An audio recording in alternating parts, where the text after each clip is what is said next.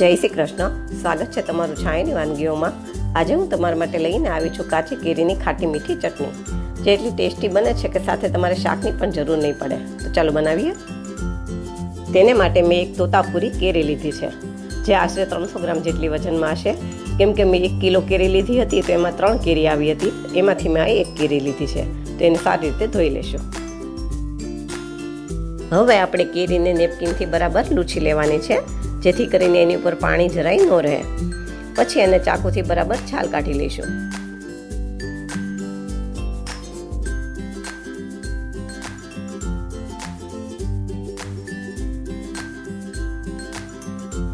હવે આપણી કેરીની છાલ સરસ કઢાઈ ગઈ છે. આ છાલને પણ તમારે વેસ્ટ નથી જવા દેવાની. આમાં જે ગ્રીન ચટણીનો મસાલો કરીએ છીએ એ મસાલો કરી અને સરસ તમે આમાંથી ગ્રીન ચટણી પણ બનાવી શકો છો. ત્યારબાદ આપણે આ કેરીમાંથી નાના નાના પીસીસ કરી લઈશું.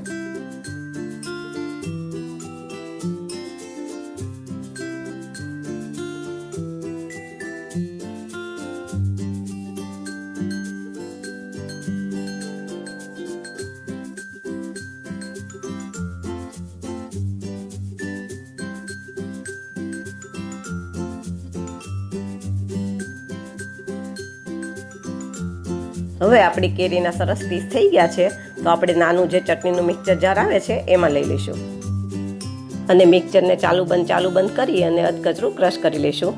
તમારી પાસે જો ચોપર હોય તો તમે ચોપરમાં પણ ચોપ કરી શકો છો.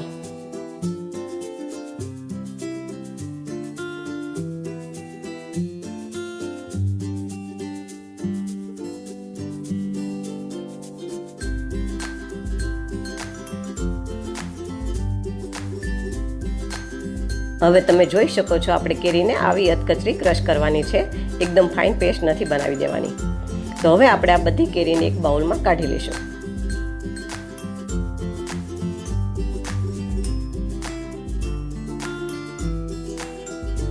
હવે ચટણીના વઘાર માટે એક પેનમાં 1 પાવડું તેલ લઈશું અને તેલ થોડું ગરમ થાય પછી એમાં 1 ચમચી જીરું નાખી અને જીરુંને ફૂટવા દઈશું.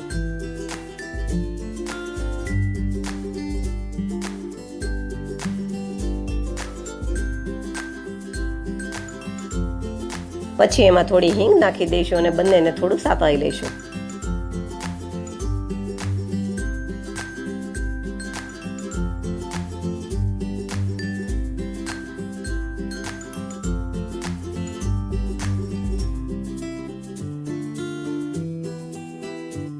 હવે આપણે જે કેરીને ક્રશ કરીને રાખી હતી એ બધી આમાં નાખી દઈશું અને 2 મિનિટ જેવું સાતળી લઈશું. કેમ કે કેરીને આપણે ક્રશ કરી છે એટલે ચડતા બહુ વાર નહીં લાગે.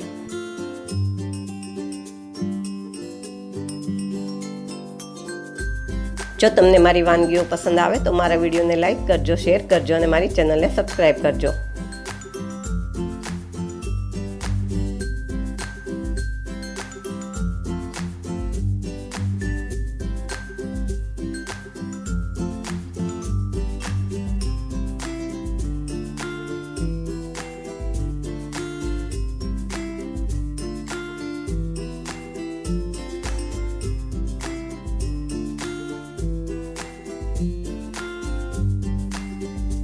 હવે 2-3 મિનિટ પછી આપણી કેરી થોડી ચડી ગઈ છે. તો આમાં મેં 200 ગ્રામ જેટલી ખાંડ લીધી છે, એ નાખી અને મિક્સ કરી દઈશું.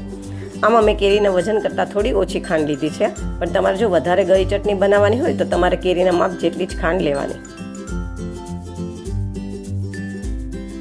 આ ચટણીને તમે રોટલી, ભાખરી, પરોઠા કે થેપલા સાથે પણ ખાઈ શકો છો અને બાળકોને લંચ બોક્સમાં બ્રેડ ઉપર લગાડીને પણ આપી શકો છો. બીજું એ કે આ ચટણીને તમે લાંબા સમય સુધી સ્ટોર પણ કરી શકો છો.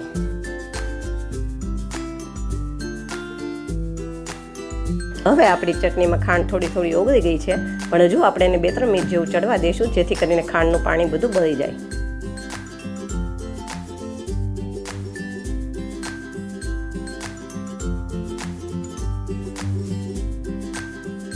હવે આપણી ચટણી બરાબર ચડી ગઈ છે, તો આપણે ચેક કરી લઈશું.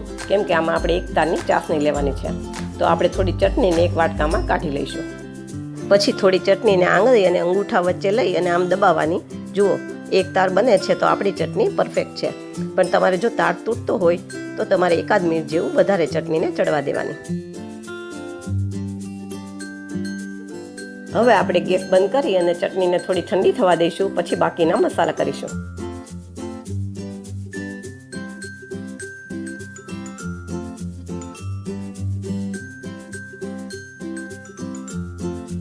બાકીના મસાલામાં 5 ચમચી જેટલું મીઠું, 1.5 ચમચી જેટલું લાલ મરચું, 2 તજના ટુકડા, 2 એલચીને ફોલીને લીધી છે એ નાખી દઈશું અને 1 ચમચી જેટલા મગજતરીના બી નાખી દઈશું અને હવે બધાને સરખી રીતે મિક્સ કરી દઈશું. આ ચટણી એકદમ ટેસ્ટી બને છે અને અત્યારે કેરીની સિઝન છે તો તમે એકવાર ચોક્કસ ટ્રાય કરજો. એકની જગ્યાએ 2 રોટલી ખવાય એટલી સરસ બને છે.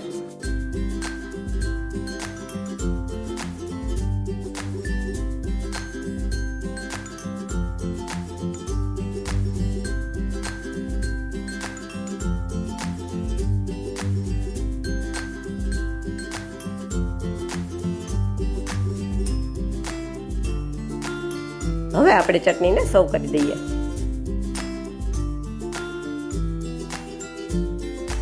આ ચટણી એકદમ ઠંડી થાય પછી તમે એરટાઇટ બોટલમાં ભરી અને 1 વર્ષ સુધી સ્ટોર કરી શકો છો.